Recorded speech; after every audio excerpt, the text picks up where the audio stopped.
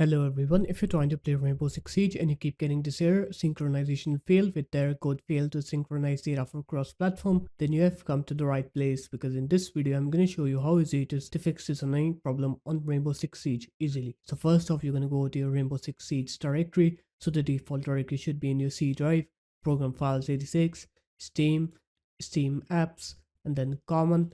And here you should have Tom Clancy's Rainbow Six Siege. Here it is, open it up and then go into BattleEye, and then you'll have this file called uninstall battleye.bat. You're just going to open this file up to uninstall BattleEye from your computer. Don't worry, we'll reinstall BattleEye once we're done with this. So after you're done uninstalling it, you're going to open up Steam, and then you're going to right click on your Tom Clancy's Rainbow Six Siege. You're going to go into properties, going to install the files, and then you're going to click verify integrity of game files on Tom Clancy's Rainbow Six Siege. Once that's done, now you're going to play Tom Clancy's Rainbow Six Siege, and when you click on play, you'll see that it will reinstall the BattleEye anti-cheat on our computer. And once it's done with that, now you'll be able to play your game and you'll see that you will not get that error anymore.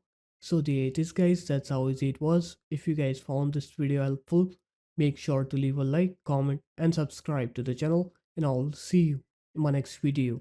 Peace.